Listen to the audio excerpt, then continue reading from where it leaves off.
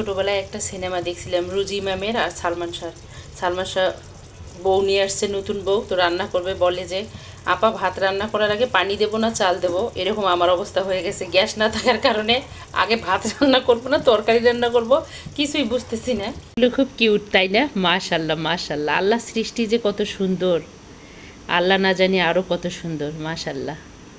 আমি এখন বৃষ্টি ধরবো।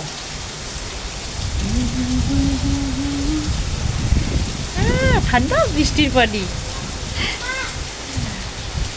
আসসালামু আলাইকুম সবাইকে, আপনারা সবাই কেমন আছেন? আশা করি ভালো আছেন। আমরা আল্লাহর রহমতে ভালো আছি। প্রতিদিনের মতো আজকেও হাজির হলাম ছোট্ট একটা ব্লগ ভিডিও নিয়ে। আজকের ব্লগটা শুরু করতেছি আয়নের স্কুল থেকে আসার পর। তো আমরা দুই মা ছেলে স্কুল থেকে চলে এসেছি, আর সকালবেলায় নাস্তা খেয়েছি আমরা রুটি ভাজি, তারপর খেয়েছি কলা। তো আয়ান তো সকালবেলায় নাস্তা খায় না, আয়ান আর অর্ণা হলো ভাত খায়, গরম ভাত খেয়ে ওরা টিফিন নিয়ে স্কুলে যায়, স্কুল থেকে এসে আয়ান আবার নাস্তা খায়। তো সকালে আয়ান যে নাস্তাটা খায়নি সেটা এখন সে খাবে। স্কুল থেকে এসে ফ্রেশ হয়েছে, আমাকে বললো আমাকে একটা ডিম পোস্ট করে দাও, একটা রুটি আর দুটো কলা দাও। তো আয়ান প্রতিদিন ছোট ছোট দুটো রুটি খায়, আজকে বলছে একটা খাবে। ও আয়ানকে ডিম পোস্ট করে দিলাম, এখানে দিয়েছি রুটি আর দুটো কলা। এটা আয়ানের সকালের নাস্তাটা বাকি ছিল, এটা খাবে। আর ও আল্লাহর রহমতে টিফিন সুন্দর করে খেয়েছে, ওর বক্স একদম খালি। আমি খাবো, আমি তো সকালে নাস্তায় খেয়ে গিয়েছি, এখন আমি একটু খাবো চা। তো আজকে শুরু করলাম ব্লগটা আমার নতুন কফি মগ দিয়ে। কফি মগটা দেখতে কতটা ভালো লাগতেছে জানি না, তবে আমার কাছে ভালো লেগেছে, কালারটা খুব সুন্দর তাই না? তো এই তো আমি এখন চা খাবো, মশলা চা। তারপর আরেকটা দুর্ঘটনা ঘটে গেছে, সকালবেলায় অর্ণা যখন স্কুলে যাচ্ছিল, ও রেডি হচ্ছিল, তাড়াহুড়া করে ওর টিফিন দিতে যেয়ে ওইখানে ফ্লোরে পানি ছিল, আমার পাটা একটু স্লিপ খেয়ে গেছে, তো মোচড় খেয়েছে, ব্যথা করতেছে খুবই। তা আমি এখন এসে ঝান্ডু বাম লাগিয়েছি, তো পাটায় ভালোই ব্যথা পেয়েছি। দোয়া করবেন যেন আমি তাড়াতাড়ি সুস্থ হয়ে যাই। হাঁটতে পারতেছি কিন্তু একটু ব্যথা আছে, দেখি একটা পেইন কিলার খেতে হবে, দুপুরের দিকে খেয়ে নেব। তো এই তো এখন আমি মশলা চাটা খাবো, আর আয়ানের সকালের নাস্তা শেষ করবে, তারপর যা কাজ আছে করব। বৃষ্টি শুরু হয়ে গেছে জোরে, কত বৃষ্টি হবে আল্লাহ, অনেক জোরে বৃষ্টি আসছে।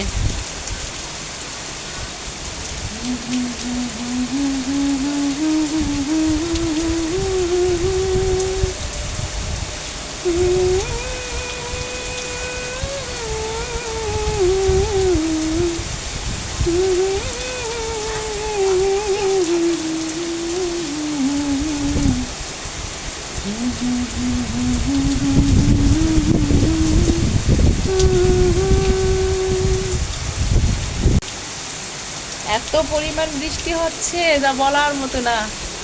ভাগ্যিস আমরা স্কুল থেকে চলে আসছি তাই না বাবা? তুমি ভিজে গেছো কেন? ওই ব্যালকনিতে নেট লাগাইতে যে ভিজে গেছো, তাও যে মুখে আসো, বৃষ্টির পানি গায়ে পড়লে ঠান্ডা লাগবে তোমার। আমার ক্যামেরা ভিজে যাচ্ছে, কিন্তু আমিও ভিজে গেছি জানো, দেখো আমিও ভিজে গেছি, আমার ক্যামেরায় এসে পড়ছে পানি। ভোরের শিশির পড়েছে গাছের উপরে। হ্যাঁ, আমার পুঁই পাতা গাছটা অনেক বড় হয়েছে, অপরাজিতের গাছটা কেটে দিয়েছিলাম না, আবার কত বড় হয়েছে, মানে আবার ডালপালা বের হয়েছে, এবার ফুল ফুটবে। আর বৃষ্টি হতেই আছে, বৃষ্টি আর থামার কোনো নাম নেই। আমরা ঘরে আছি মজা করতেছি, যারা বাইরে আছে তাদের কষ্ট হচ্ছে। তো গতকাল অফিস থেকে আসার সময় আয়নের বাবা কী যেন নিয়ে আসছে, আমি দেখার সময় পাইনি, কালকে একটু শরীরটা খারাপ ছিল।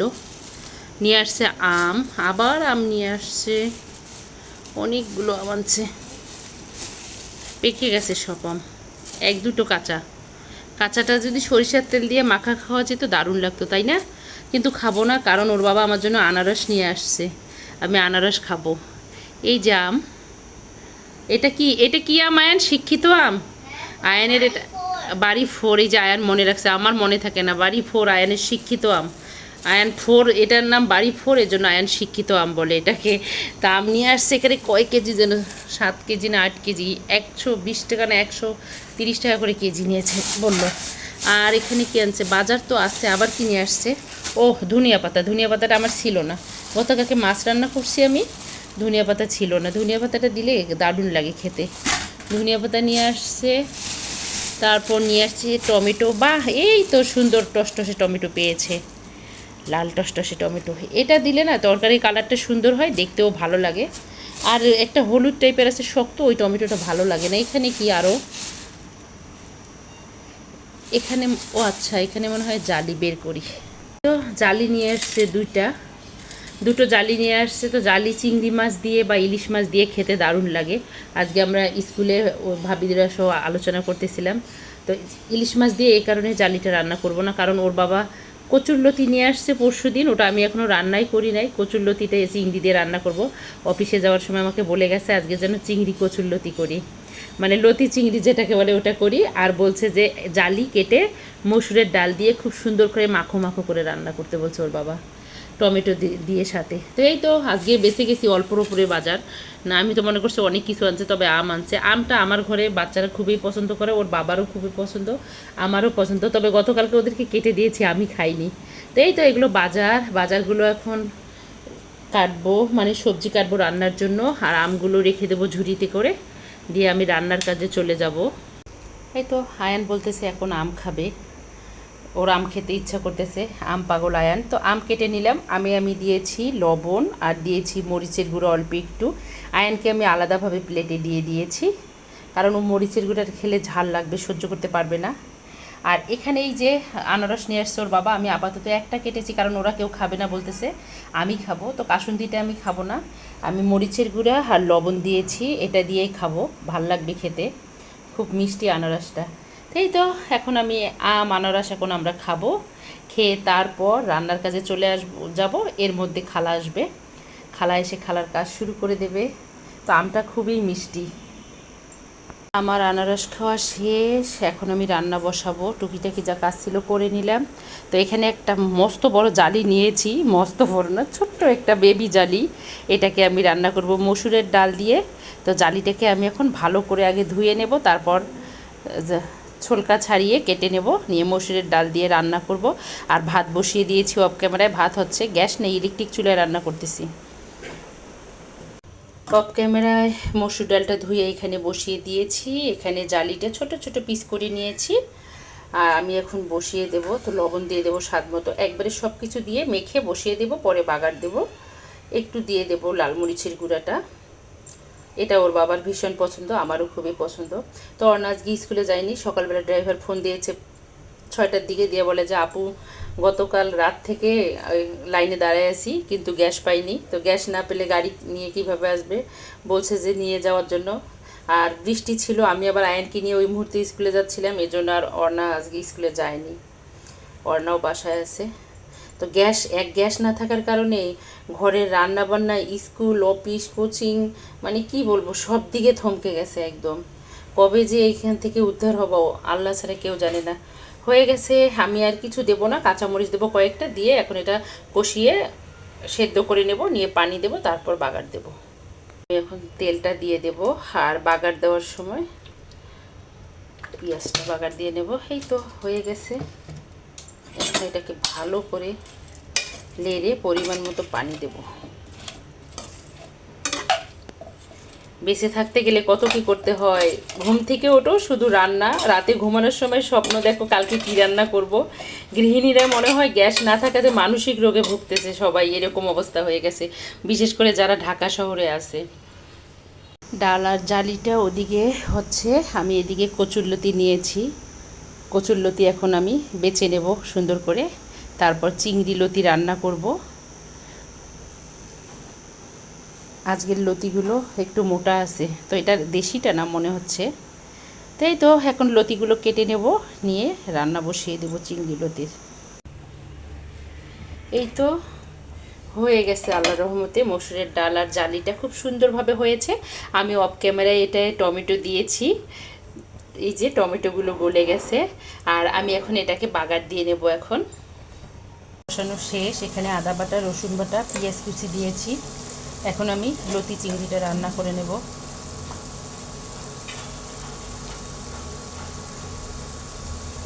চিংড়িগুলো অফ ক্যামেরায় পরিষ্কার করে নিয়েছি, একদম খোসা ছাড়িয়ে নিয়েছি সুন্দর করে।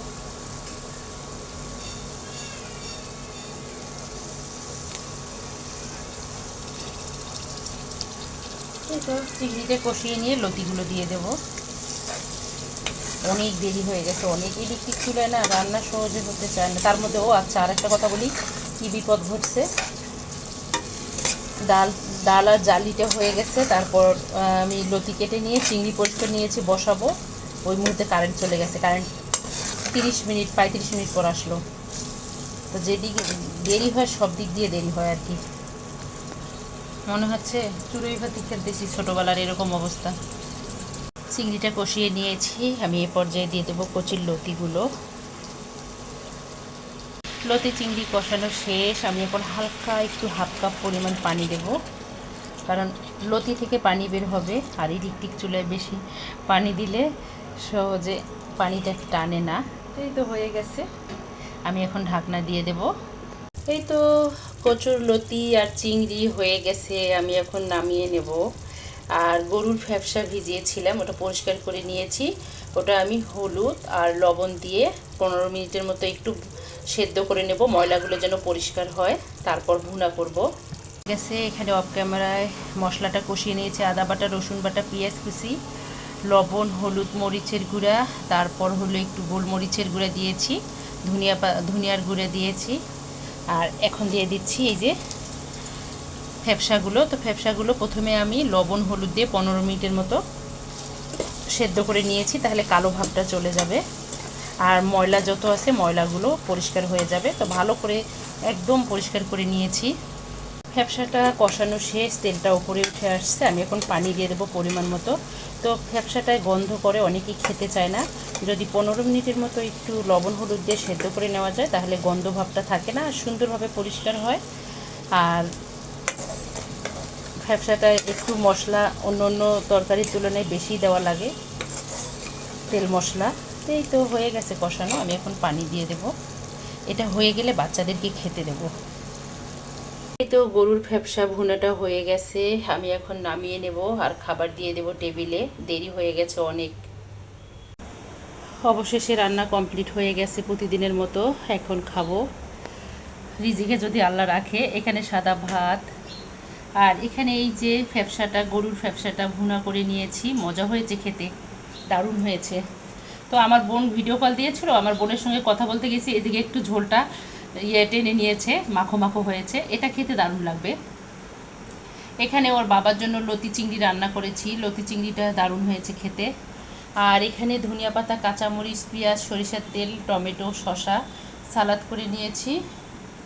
এখানে হলো জালি দিয়ে মসুরের ডালটা মাখো মাখো করে নিয়েছি, সাথে টমেটো, ধনিয়া পাতা আছে। তো আজকে হলো আমাদের এগুলোই দুপুরের খাবার। আর এই খাবারগুলোর মধ্যে 3টে খাবারও হলো ওর বাবার পছন্দের খাবার, লতি চিংড়ি, ফ্যাপসা ভুনা, আর হলো এই যে মসুরের ডাল দিয়ে জালিটা মাখো মাখো করে। ওর বাবার 3টাই প্রিয়। আজকে ওর বাবা একদম খুশি হবে খাবার দেখলে। তো এখন তো দুপুরবেলা আমরা খাবো, ওর বাবা খাবে রাতে অফিস থেকে এসে। এই তো প্রতিদিনের মতো এখন একটু খাবারটা খাবো, খেয়ে রেস্ট নেব, তারপর আবারও কথা হবে। আর সবাই আমার জন্য দোয়া করবেন, আমার পায়ের ব্যথাটা যেন কমে যায়। যা ব্যথা পেয়েছি, একদম অবস্থা খারাপ হয়ে গেছে আমার। অতর্কিতভাবে পড়ে গেছি, একদম স্লিপ করে গেছি। তো পায়ে খুব পেন হচ্ছিল, এখন একটু কমছে, আরও সময় লাগবে। সারাদিন কাজ করতেছি তো, হাঁটাহাঁটি করতেছি, এর জন্য একটু বেশি হচ্ছে পেনটা। এই তো এখন খাবারটা খাবো, খাওয়ার পর আবারও কথা হবে। আমি এখন ড্রয়িং রুমের ফ্লোরে বসছি। এখানে বসে বসে আমি এখন খাবো এটা ভেলপুরি। আর এখানে টক দিয়েছে, তো টকটা দেখে মনে হচ্ছে না যে সুবিধার হবে, এই জন্য টকটা আমি নাও খেতে পারি। কারণ আমি বাসায় খুব সুন্দর করে তেঁতুল, ক্যাপসিকাম দিয়ে সুন্দর করে টক বানাতে পারি, তো টকটা নাও খেতে পারি। এটা খাবো। ওর বাবা আমাকে না জানায় নিয়ে আসছে, যদি বলতো ফোনে তাহলে আমি বলতাম লাগবে না। তো ওর বাবা নিয়ে আসছে না জানায় আমাকে। একটা খেয়ে দেখি কেমন টক, দেখি একটু। বিসমিল্লাহ। বাপরে অনেক টক, এই পানসা পানসা টক। বিসমিল্লাহ।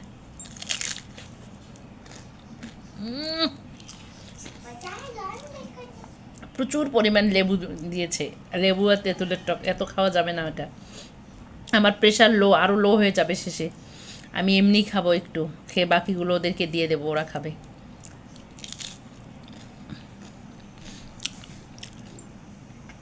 টকটা একদম চোখা একটা টক।